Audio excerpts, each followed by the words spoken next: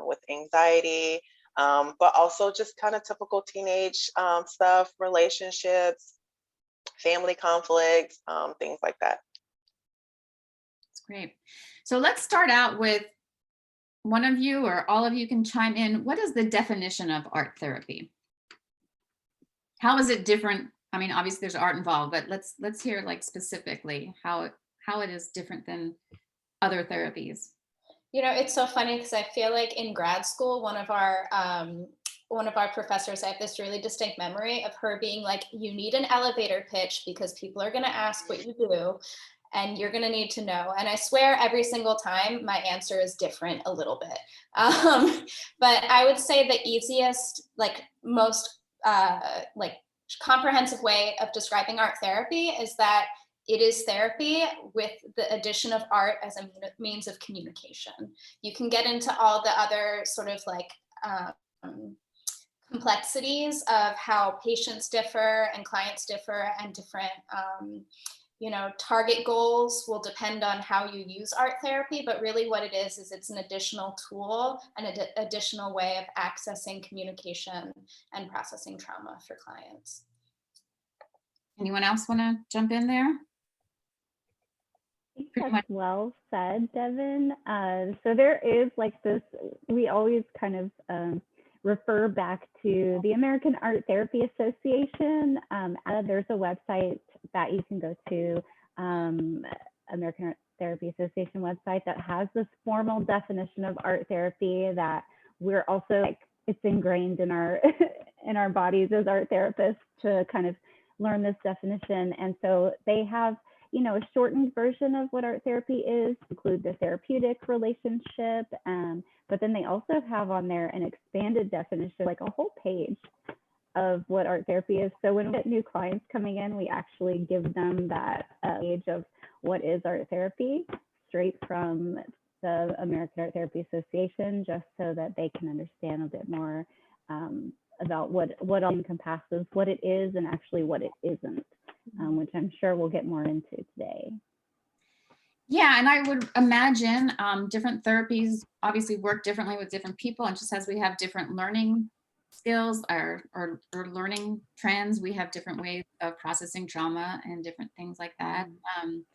So I'm assuming that there's people that have gone through maybe regular avenues of therapy that maybe have not responded as well as when you put them in art therapy. They're able to express themselves and get to deeper issues through the arts.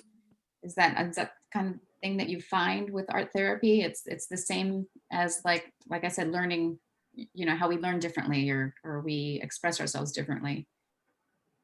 I like to tell people in my explanation of art therapy is, so yes, art therapy is another form of communicating, but sometimes words themselves aren't enough.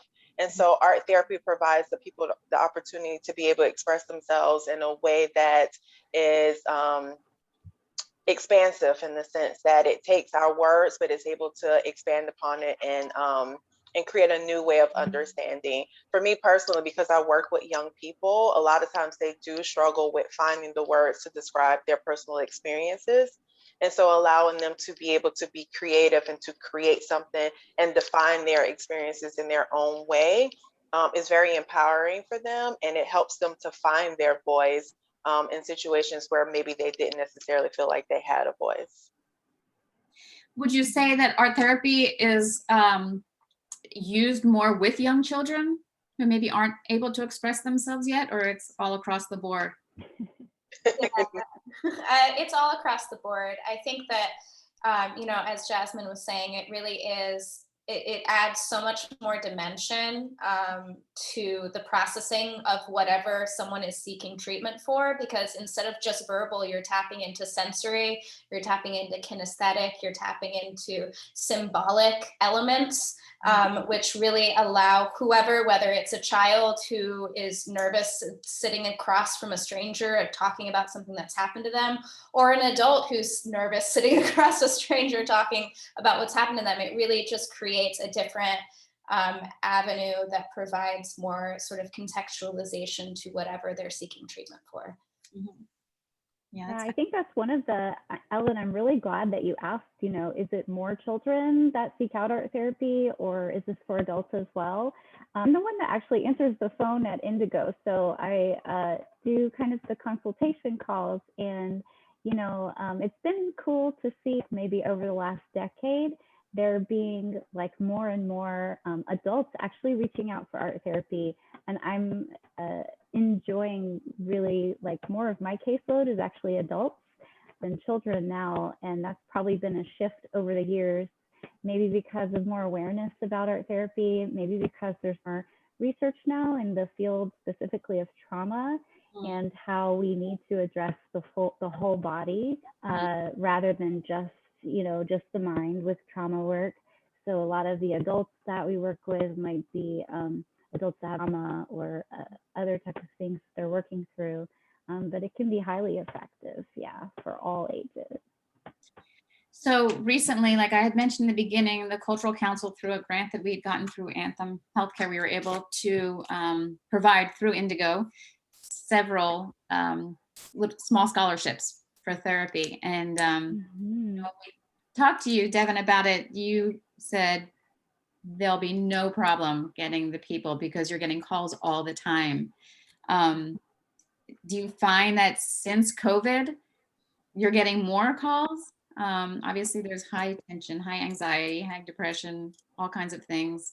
Tell me, can you all share just how COVID has affected industry?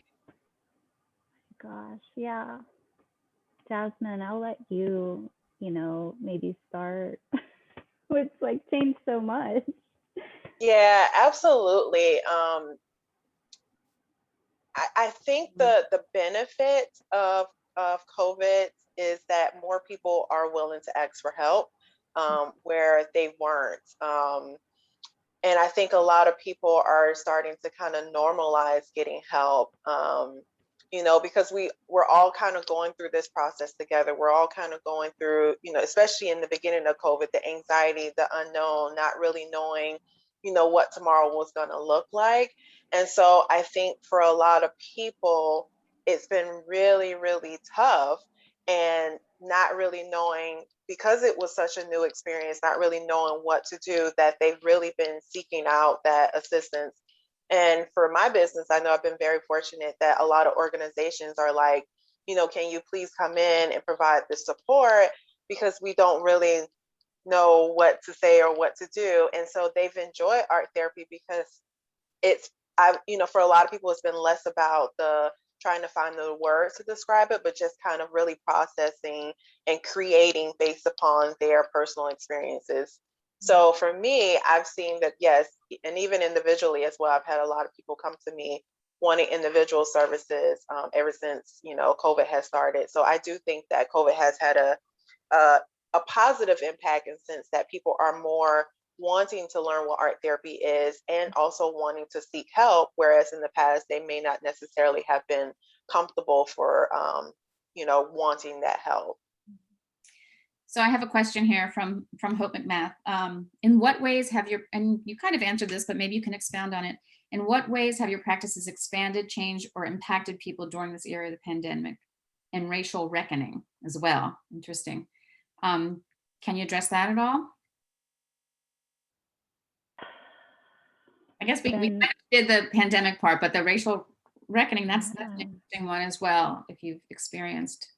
We've been holding space for a lot in the last year because there's been a pandemic, and, you know, there's been a lot of trauma in communities of people of color. There's been just so much pain and trauma that we're bearing witness to collectively. And, you know, I'll let Jasmine speak to that if you'd like, but we all can. But. Yeah, that's another thing. I know from just within my own business in my community, again, kind of going back to ideas. So it's kind of been a benefit in both, in the sense that because the collective trauma and the things that people have been experiencing, again, they're really wanting to process it. They're really wanting to express and tell their stories. So that's another thing that we've been doing a lot of as well, just making space. So, you know, for me as a minority, I find that a lot of minorities, one, are asking for help, whereas in the past there was a lot of stigma attached to mental health, and so the desire to seek help was a little less in the sense of what people were comfortable doing.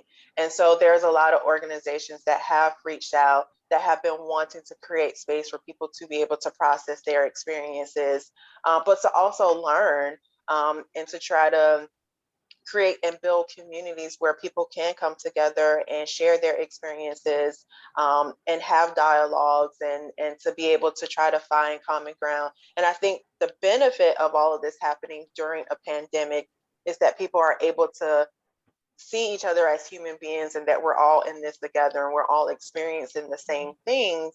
And so I think it's kind of allowing more space for people to start seeing the humanness in each other, and to be able to have this shared experience and be willing to hear each other out, you know, during the times that we've been in the past year or so.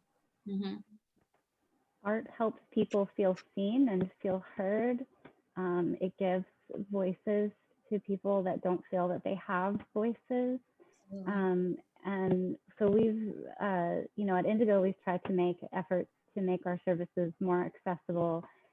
I will say that right when COVID hit, Ellen, I remember the day that we were in our studio on a conference call. This was before everybody did Zoom, but we were on a conference call with you guys at the Cultural Council. Not the day COVID hit. I know it wasn't like a day, but it was really the day that all of us as small businesses were trying to figure out like Shutting down. what to do.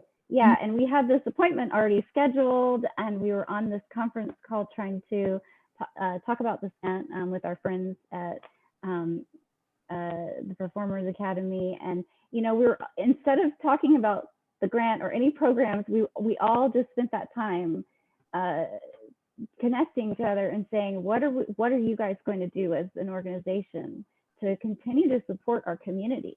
And that became our priority. It was no longer about like, oh, how are we going to use these funds as previously intended?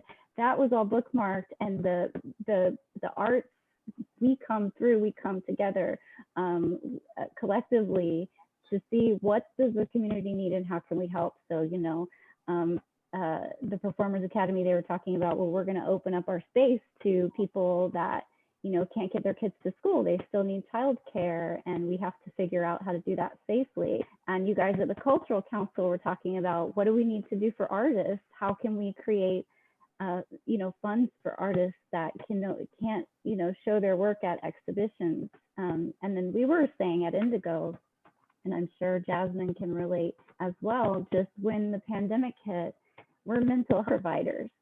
We can't just shut down our business. So our primary thing at that moment was, how do we continue to provide support, mental health support, but provide it safely? And right then our focus was just the clients that we're already seeing. How do we make sure that they keep getting access to their care and that their mental health support doesn't shut down? So for us, that meant that we were learning really quickly that we needed to figure out how to do art therapy in a virtual format. Right, I was going to ask you about that. How? I mean, it's one thing to have Yeah. the therapy services now virtually, but art therapy is a whole different thing to do virtually. It's a whole different thing. Yeah, it has been such a learning experience. I feel like Kelly and Sarah and I, at least, like, it used to be once a week. Now I think it's reduced to like once a month, but we were like, we didn't learn this in school. Like, what? And you know, Indigo, both through Indigo and CAP, we really just had to immediately transition into, okay, it's not going to look like what we thought it was going to, so how do we adapt? And you know, I think that, as Jasmine was saying, there really are some advantages to being able to, like, I'm finding huge advantages, especially with some of my like high anxiety clients, being able to zoom in to their comfort space. Like, they are in their room, they are comfortable. And it's like a different level of connection and relationship building to be able to share space, like a personal space. Like, I have clients that are like, this is my cat, like, meet my cat. And it's such a great way to build a relationship. And then as far as art therapy goes, I think, you know, at Cathedral Arts Project, we pretty quickly pivoted to Zoom art therapy groups where we provide art kits, and you know, they Zoom in twice a week, and we have structured assignments using those art kits to address various goals. Usually it's around like coping skills and identifying emotions. And then for my individual work with Indigo, we also send out art kits that are a little bit more tailored to the individual client's needs, whether it's sensory, whether it's, you know, anything else that they might need. And sometimes it's also about like going into the kitchen and seeing what you have. Like, we've done spice painting, like making painting with spices, or, you know, creating cloud dough with flour and salt and water. So it's really challenged us to be innovative, but it also is sort of teaching not just the clients that we work with, but the families, that these are things that they can do outside of the therapeutic space as well. All right, I have a question here from the Facebook audience. This is from Myra. Do you use art to just reduce anxiety, or do you also interpret the art for diagnosing, perhaps using Freudian or Jungian symbolism? I personally think that that's definitely a personal preference per art therapist. Personally, I don't make it a habit of interpreting any of my clients' artwork. I believe my clients are the authors of their work. Whether they know it or not, they know what they're creating. They know what they're representing. I may ask questions to kind of help them go through that process of trying to understand their art. But personally, no, I don't do any interpretation, because I don't want to place my own biases and my own beliefs and my meanings onto their work, because I could think, you know, the color purple is my favorite color, and I can think, oh, purple means like royalty and this and that. Whereas my client may have had a traumatic experience with purple, and for them, that color may have a totally different meaning. And so I don't want to put my own beliefs onto them and what they believe, because their art is about them and it's their expression and their experience. And so my job as their art therapist is to help guide them along that process for them to be able to understand and gain clarity for themselves. But that's just me personally. Jasmine, you said that so well. Yeah. Thank you. Yeah, you did. And that's like it's how we help our clients actually feel safe and comfortable with us, right? Like, do you find that when you guys, I'm going to ask like the other art therapists here, but I find that when I do like the first time with a client, I let them know that, you know, I'm not here to diagnose them. I'm not here to,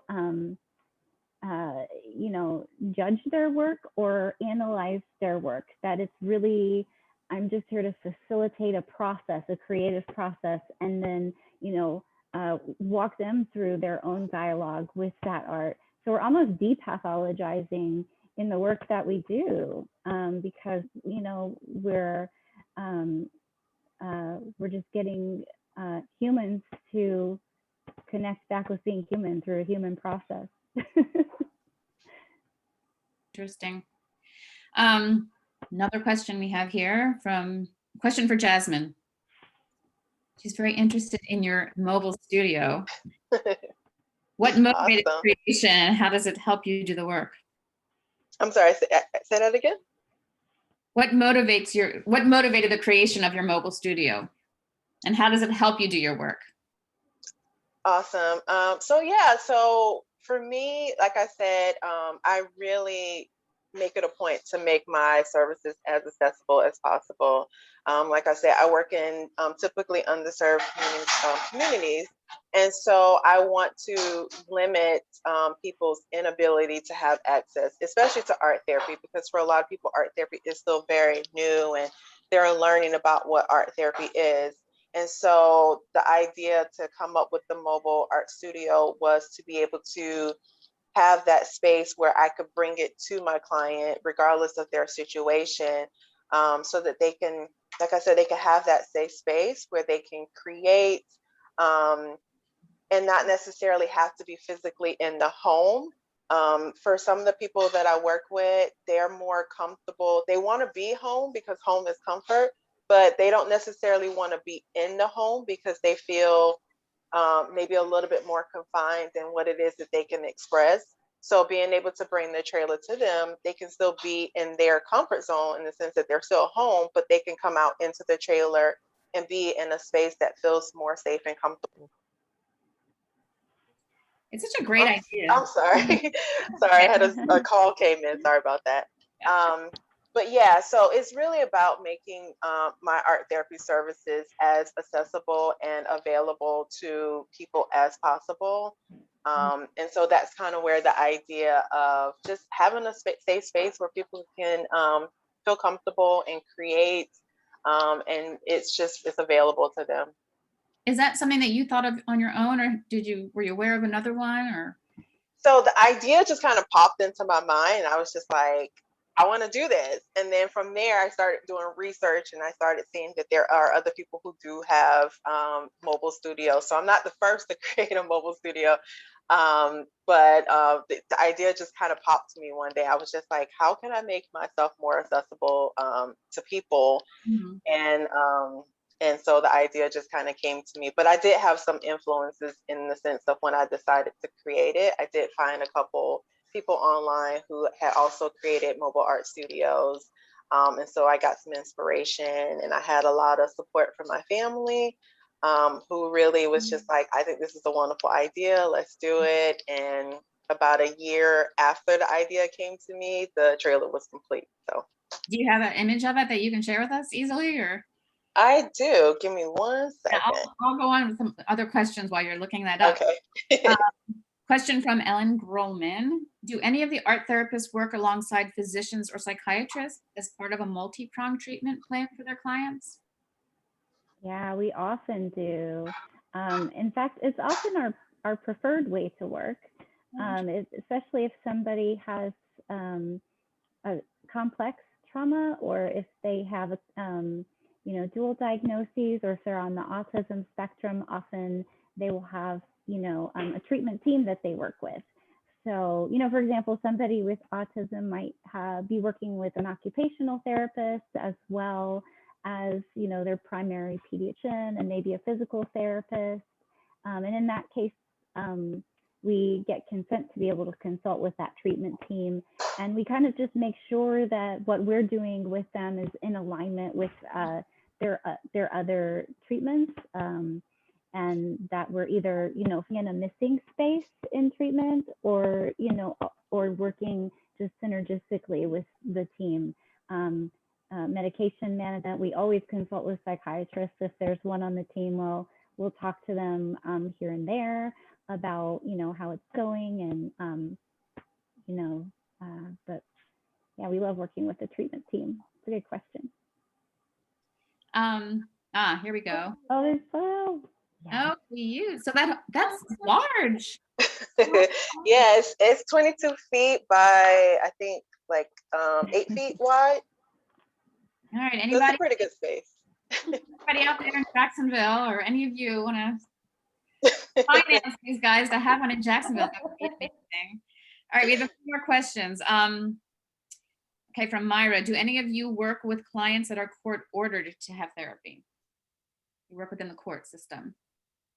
So I've had one client, so I don't specifically have a connection yet. I'm working on it. But I have had a client that was court ordered to receive services, and but they were able to choose their provider, and so they chose to do art therapy services, and they came through me. So it's not necessarily that the court system will say like, yes, we want you to have art therapy. They'll give them a kind of a broad range of therapy that they need to choose from.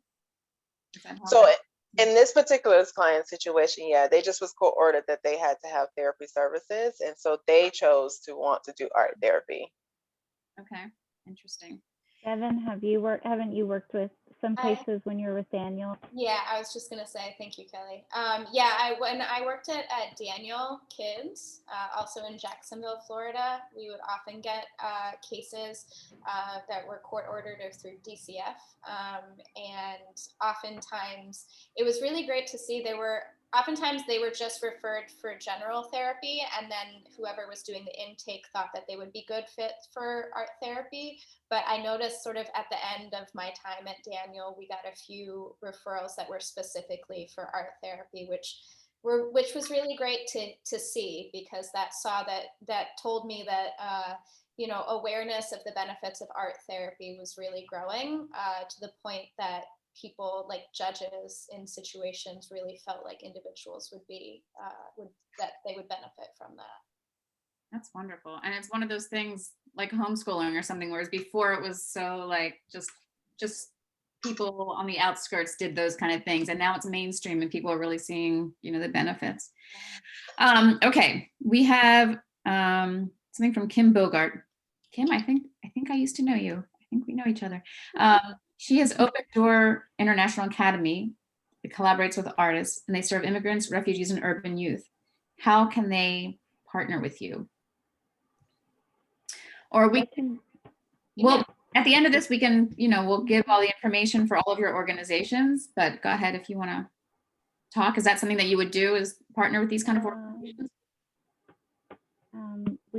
We have outreach programs that we have community partners within the community. So it was we had more outreach partners before COVID, because we've kind of really scaled back on that end of things and focused more on one-on-one since we've been global for almost a year now. But we are getting back to doing those kinds of things. At Indigo, at least, we've been vaccinated. We're in the process of getting all of us fully vaccinated, and we are getting ready to move into a new brick and mortar space again, so we can, I know we haven't really told everybody that. Hearing it now for the first time. Yeah, you guys don't know that yet because it's super new. A lot of our clients don't know yet because we still have a way to go. We have to get it set up, and then we have to get our COVID procedures in place and make sure it's safe. So, but we'll be looking for that soon, and then gradually getting back into working with our community partners and doing more outreach as well. Okay. So yeah, we'll give our contact info. Okay. There's a couple questions about the cost, and going along with that, I'd like to know about insurance. Does insurance cover that kind of thing? Because it's sort of an alternate therapy. So cost, individual versus group therapy, that kind of thing. So we get that question often, and I can speak to Indigo. Indigo does not take insurance. We are self-pay. We do offer some sliding scale options, and we have had some hit or miss as far as insurance covering our services, I would say. I hold my LMHC, so we're finding that that's a little bit more helpful as far as insurance covering our services. But we do offer some sliding scale options because we want to make sure that the people that need and want services can receive them. And then at Cathedral Arts Project, all of the art therapy groups that we offer each quarter are free of cost. And that's through the school system, correct? So it's actually not. It was when it was in person, and now that it's virtual, it's open to anyone, not just in Jacksonville. We've had kids out of state that have called in, which has been really neat. And that's been also, I guess, going back to the advantages of COVID, we've been able to give kids the socialization with other kids that they might not have had otherwise. Mm-hmm. Yeah, I want to just add to that. So we have our sliding scale program is based on financial needs. So we do have just a financial need application. We're always seeking out grants and scholarship opportunities within the community, since a lot of insurance companies don't cover RP. And I know, Ellen, that you guys and the Cultural Council and Simply Healthcare really helped us during the coronavirus crisis, with our mental health crisis happening at the same time, to be able to offer microgrants, little mini scholarships to our clients that were struggling financially, so they could continue their RSP. We have received grants from the HEAL Foundation that allows us to provide art therapy to individuals with autism at no cost for those programs. And then we're also direct providers of the Gardner Scholarship, which allows us to provide, services are covered directly through the Gardner Scholarship for art therapy. With insurance, Devon was saying, like some insurance companies will reimburse. It's still private pay. So when Devon was saying it's covered, it's like, they might be able to get reimbursed. We try to help them out through that process. But I think Jasmine, are you paneled with insurance? So I am paneled with WellCare. Okay. So I do, there are a few managed Medicaid companies that does pay for art therapy services. WellCare is one of those organizations through Staywell. And so I do get referrals through them for individuals, and the insurance then will cover the cost of the services. Other than that, I'm also predominantly self-pay. I personally don't have a sliding scale. However, like I said, as much as possible, I try to make my services as accessible and available to people who need it. So because I work with other organizations, I do have organizations that I act as like an independent contractor with. So I can send them to that organization, and that way they offer sliding scales. So I still receive my flat rate that I make with them, but the client could potentially receive the services at a lesser cost to them. So that way they can still receive art therapy services at a rate that's feasible for them. And then also I offer a lot of group. And so for groups, for a lot of people, groups tend to be a little bit more financially doable for them. So they will opt to do a group as opposed to the individual services, which tends to be, on a more manageable level for them financially. I'm glad that you mentioned the partnering with community partners to make our services more accessible. And we've been doing that at Indigo as well. So that we can, with our outreach programs and going into different schools that are going to, contract with us to go and provide art therapy. Like we did art therapy at Alden Road for their Team Up program. We do work with Daniel Kids and provide services through them that way. I think there must be like a regional issue with Medicaid, because here, I don't know if it's because we're in the Northeast region, because I've been really working on trying to get paneled here, but maybe we should have a talk and I'll see you. Like we've been trying for years to get paneled here. So I've been told that it just wasn't something that they were interested in doing, working with art therapists here in this region. But yeah, it's really weird. I don't know. I've been paneled with WellCare for a couple years now, actually. However, I have been trying to get paneled with Sunshine, and that has been a process. So but I just kind of attribute it to COVID. So, things have really kind of slowed down. So that's been a process. So I don't know, but But there are a couple of them that do accept it. I know Molina is also another Medicaid company that also does art therapy as a billable service. But there's kind of hoops that a person has to kind of jump through. One, they have to have a referral from their physician, and then they have to have a case manager as well through the insurance. And so once they get the referral or the prescription from their physician, the case manager then has to go through the process of authorizing the services for them. So it is kind of a process for them to receive the services, but it's not anything that's, unbearable. So since we're all three in private practice, all three just like trying really hard to always see what we can actively do to make our services accessible, because kind of the system isn't set up to be, we know that our mental health care system is not ideal right now, whether we're talking about art therapy or any other types of mental health services. So, we see that as our responsibility to keep trying to do what we can. Right. So let's talk, let's address some artists, because I know there's probably artists out there listening right now, and also, Devon and Kelly, based on the interest of the little workshop that we did, that you guys did, the webinar, there's a lot of interest among artists, the topic of art therapy. And I know one of your concerns when we were doing this was, when we were going to do the workshops, was just to really have people understand that this is like, you need to have a degree, you need to be a therapist. And there's both of you have mastered, or all three of you have master's degrees in your field and things like that. So you want to just address a little bit what becoming an art therapist entails? Sure, I can start. I think we can all sort of cover different areas of this, but it is a master's level position. You need to go to a master's, get your master's degree in art therapy.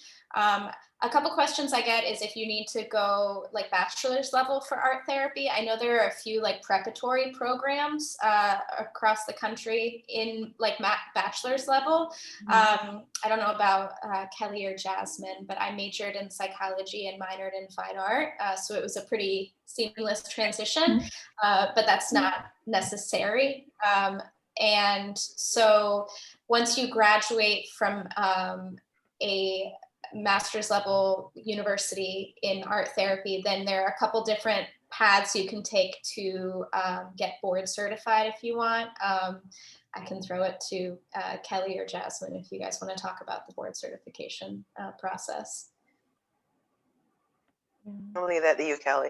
Okay, I was like, oh man, the attunement, we've been doing, Devon and I have been doing this training, the sensory motor art therapy training through Zoom, and it's all about, the body and movement and attunement. So like being with one another and sensing and perceiving our responses to each other. And this is one of our challenges of doing therapy through Zoom, is like, we do miss these subtle cues. So it's harder to subtly look over at. As we're all on Zoom.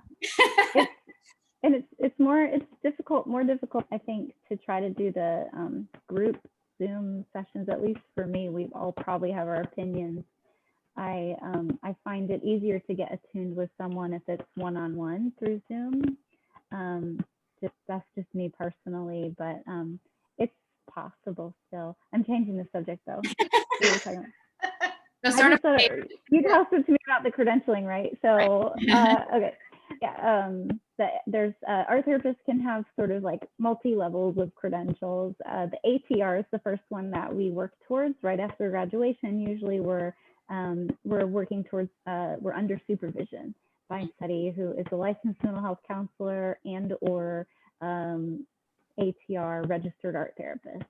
And so that requires client contact hours and then meetings with our supervisor so that they can, make sure that we on the right track. And then we can move forward and become board certified by another exam. So it usually takes several years, after getting your master's degree to kind of get all your credentials in line so that you're really able to practice more independently. Okay. Let me see. I think I have another question here from the audience.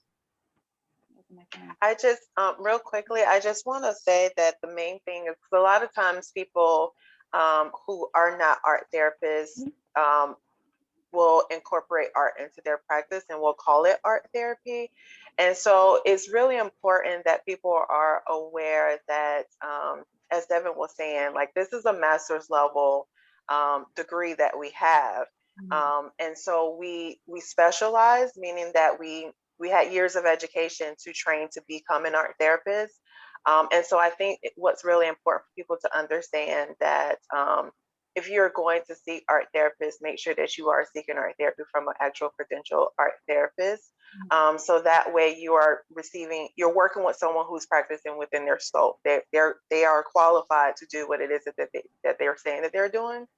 But also it's really important for people to understand that art is therapeutic. So people can engage in art on their own and it be therapeutic for them. And I think a lot of artists will relate to that for them, because I'm sure each of us are artists in our own ways that, for us, our art is very therapeutic.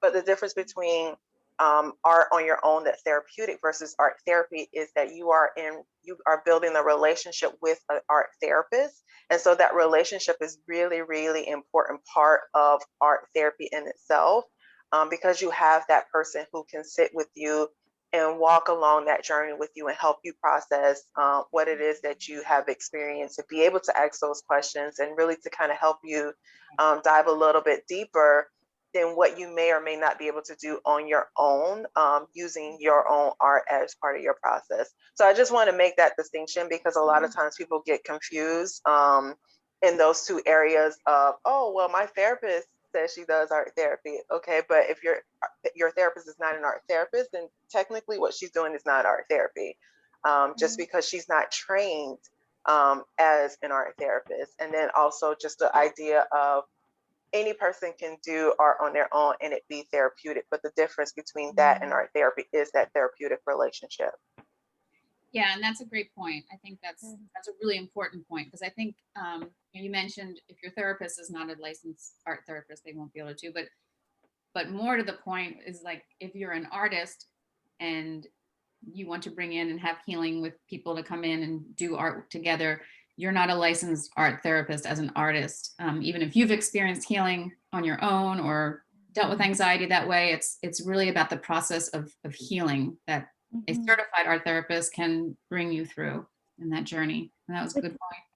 I just want to also say that this, the field of art therapy takes nothing away from the inherent value of, we completely validate and, we're proponents for healing through art.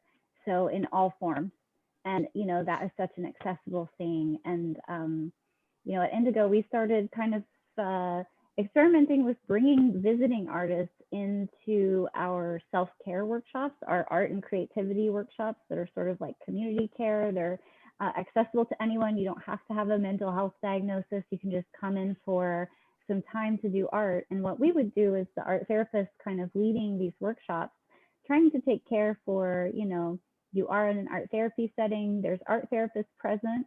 So we're keeping it intentional and working with the artist to talk with them about what's the healing element of the specific art that you do, and how, for example, so my sister works with clay. She's an art educator at La Villa, and she did a Sgraffito clay workshop with us.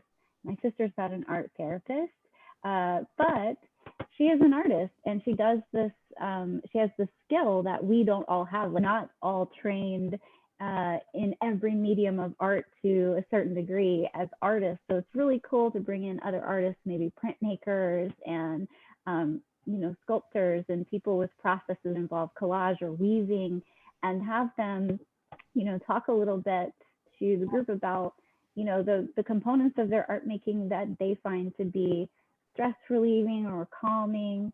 And then we're just there to kind of facilitate, allow the artist to teach that process and then really hone in on, you know, the intention for learning that process, and then helping our, you know, those workshop groups process what they did, and then, you know, share with the group about what they learned and how they felt during their experience. So the art therapist comes back in and kind of takes, you know, he leads and facilitates that conversation for closure.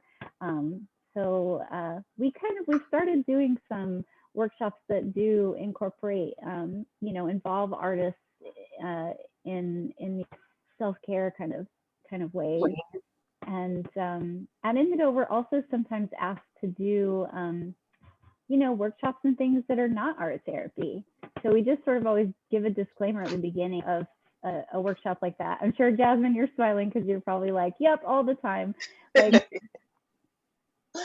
yeah. Absolutely. So we do, I'm also a licensed special educator. So I do, you know, times adaptive art. And when people call, if they're calling us for, you know, a possible outreach activity for the community, I ask them a few questions about, well, what is your intention? And are there therapeutic goals or are there not?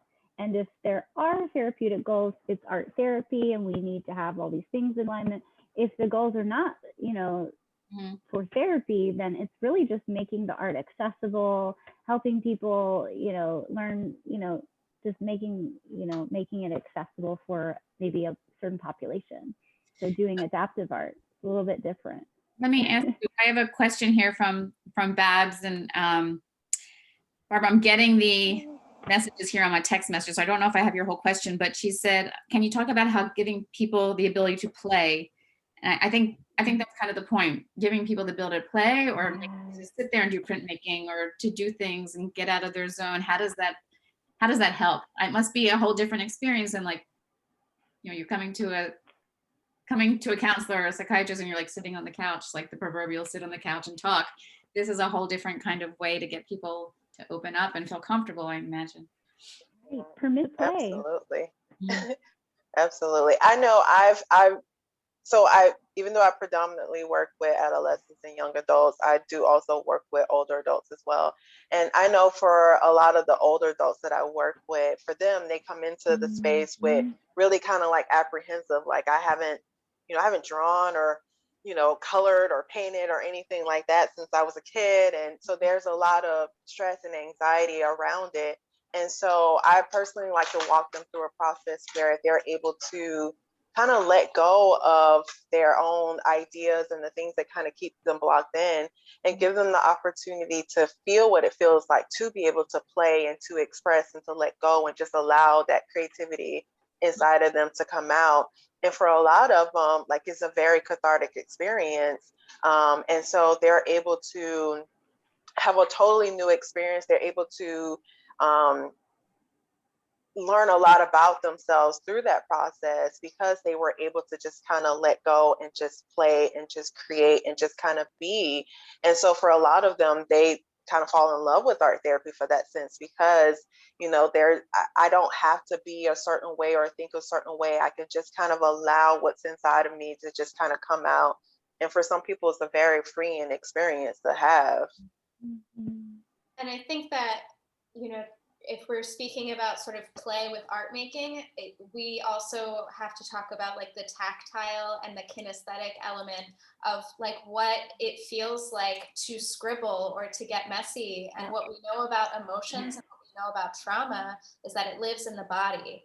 And so being able to create artwork and also sort of tap into some of that body oriented, like mind body connection stuff is so beneficial in a therapeutic setting. That's a great question. Yeah. Great questions here. How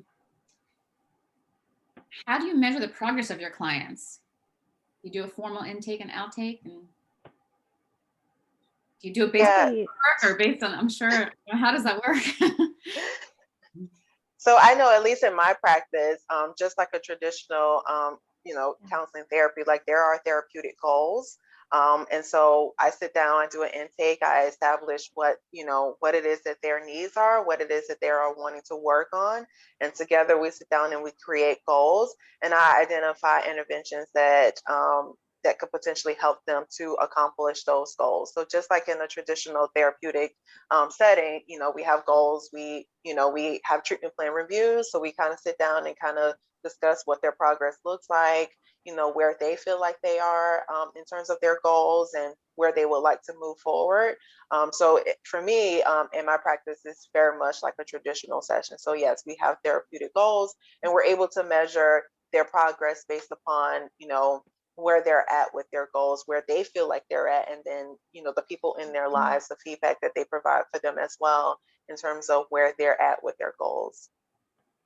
Sometimes we can even see the progress. I agree. We do similar, to Jasmine at Indigo, clinical notes and specific and measurable goals. And it's also interesting, sometimes those goals are measured, through the change in the progress that we see in art. We might do like pre-art and post-art, something maybe after they've been, creating with us for a few months, we might ask them to do a similar art therapy directive again. And then we'll show the two pieces, next to each other. And so then the art becomes very observable and it's tangible. Mm-hmm. Yeah, I think that's the huge benefit of art therapy in that sense, that it becomes more concrete and more of a thing that they can see in terms of their progress. Like, for example, I had a young lady who came in and her medium of choice was always pencil. Like she would just a pencil and that's it. And so as time has gone by, she's gotten more comfortable in the therapeutic relationship. But as the things that she's been working through, she's been learning to kind of allow herself to be a little less in control and a little bit more fluid. And so I've been progressively moving her to less controlled art mediums where she's able to kind of get that safe space experience of what it feels like to kind of be able to let go and feel that it's okay.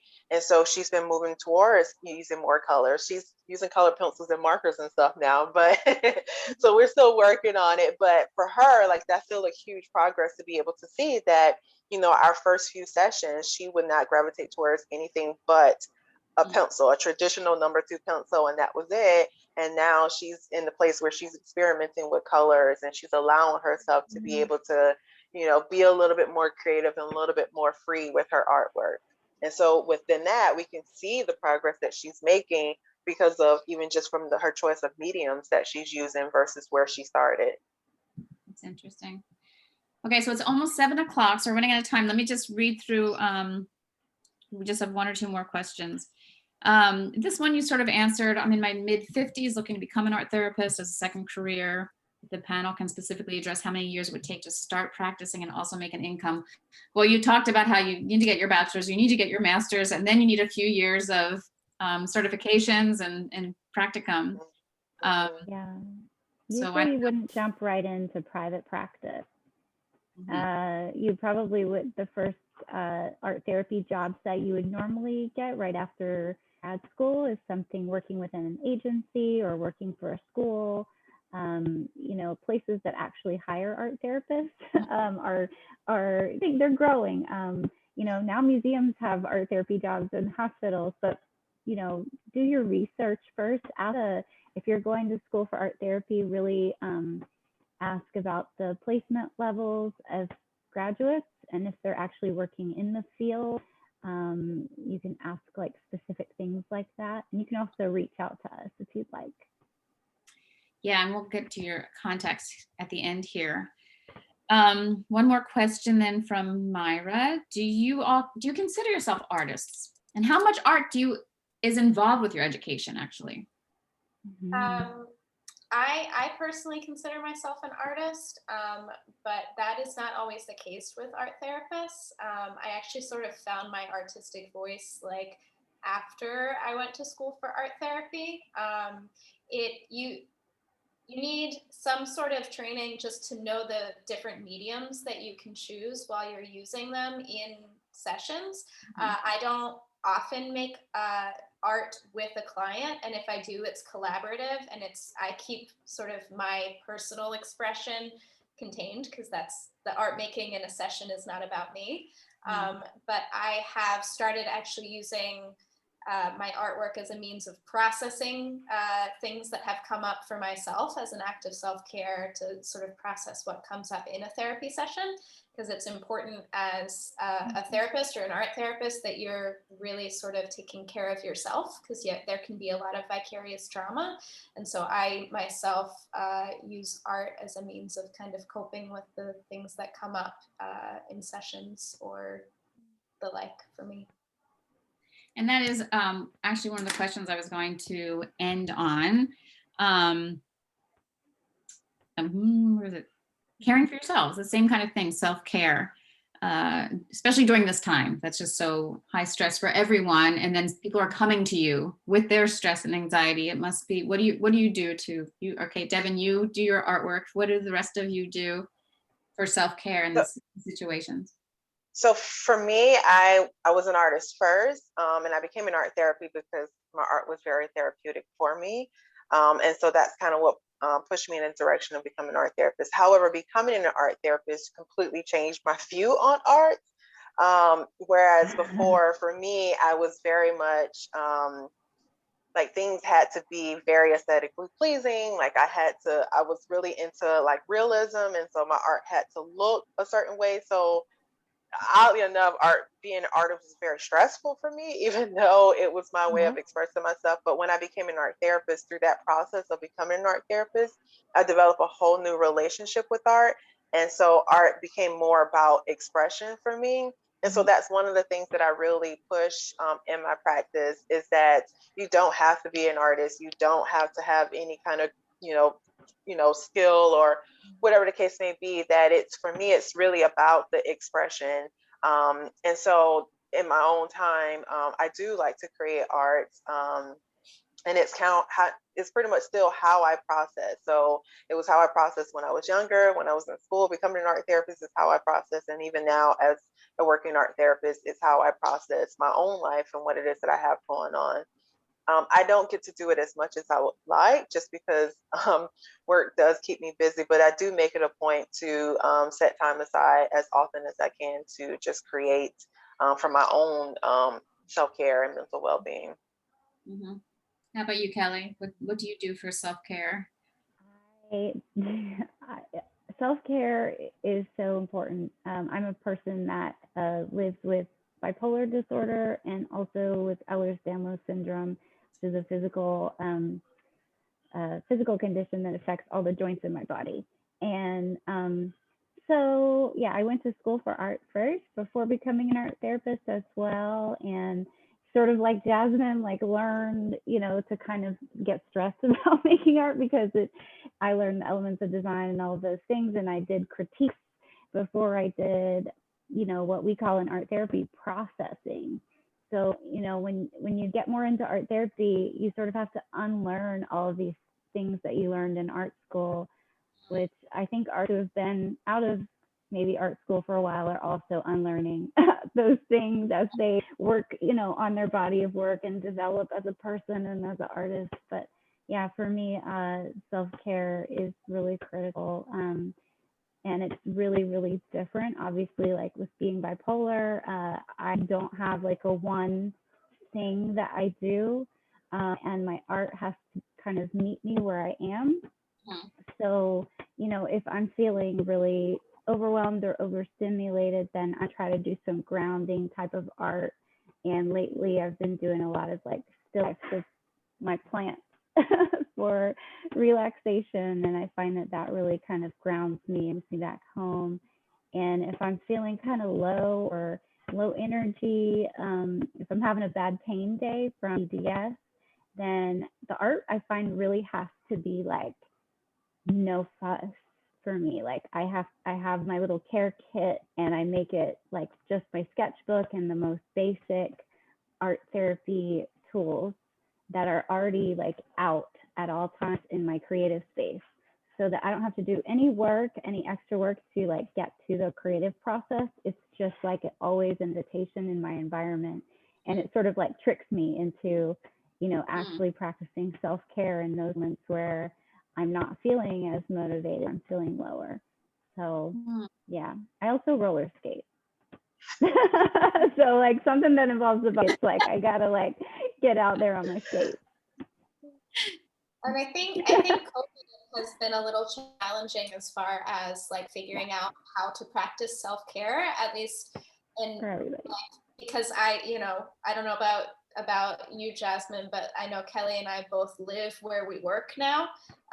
So it's sort of like figuring out how to place boundaries as far as like, okay, I just had a really heavy session, but now my day's over and I'm just gonna walk down the hallway and like it's like that never happened, or try to figure out. I used to sort of transition from a difficult day through the drive. Like I would play loud music and I would just sort of visualize putting things in boxes so that I could come back to them later, and then try to not forget about it, but try to, be my other self, not my therapist self, like my friend self or my girlfriend self or whatever. And that's a little bit more difficult when all of my selves live under this roof right now. Yeah, absolutely. That for me, that has been a challenge because right now I'm very fortunate. I kind of do a little half and half. I do in person, but I also do virtual.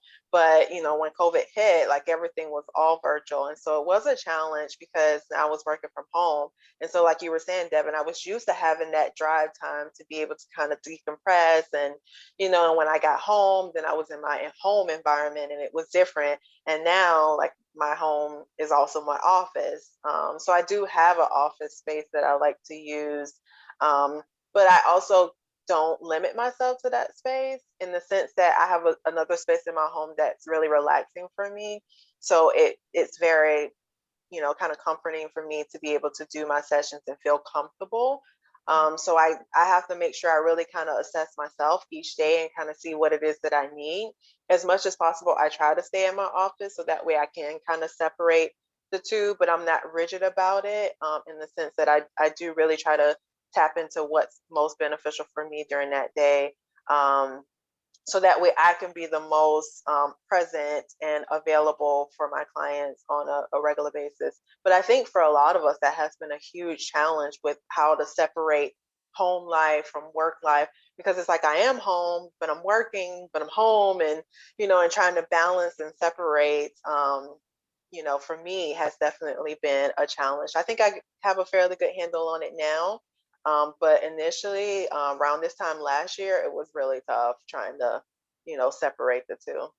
Yeah, I think I just want to add to that it goes both ways as well for us and for our clients, that they're used to come into the physical space to do their therapy work, and then they can leave, their art contained in our studio where it's nice and safe and we've closed everything out, and then they drive home in their other space, and now those spaces are, the same space. You're doing therapy in the same space as where you live and eat and be with your family and everything. So with our clients, we talk to them about, and I do this with my work and sessions as well, creating ritual and routine as your boundary. So if you can't have the physical boundary, you can create like open and closing rituals and routines so that, once I close out for the day, then I'm going to do whatever it is, a mindfulness practice, or, just putting your materials away very intentionally, and maybe even converting your space a little bit. Mine kind of converts to just a set no longer looks like an office. So, yeah.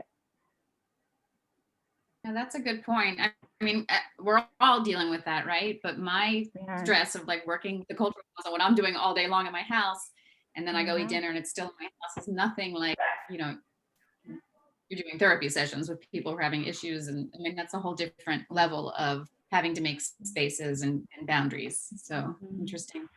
Well, that's all the time we have. This has just been fantastic. I know everyone wants to, whoever's watching might want to get in touch with you. You can give us your emails now, and I can put them in the notes for people. Later today, I'll put your emails. But if we just say the websites, they can get in touch with you there as well, because you guys all have small businesses, so you'll probably be the ones answering. So, Devon, you can say something about CAP, and that, actually CAP is for anyone who's interested now. So that's really interesting. CAP's website is www.capkids.org, and I can be reached at Devon, Devon, at capkids.org, or Devon at indigoarttherapy.com. Okay. Kelly? Okay, so to reach us at Indigo, it's just indigoarttherapy.com. And the main email there is just info, I-N-F-O, at indigoarttherapy.com. And then my if you want to use me personally, it's just Kelly, Kelly, at indigoarttherapy.com. All right, Jasmine? And my website is www.ltyart.com. And I can be reached at Jasmine Parker at ltyart.com. And I don't know if we mentioned Jasmine's not local to Jacksonville, but you can still speak with her. All right, ladies, thank you so much. This was wonderful. Appreciate it. Absolutely. Thank you. Have a good night. Bye.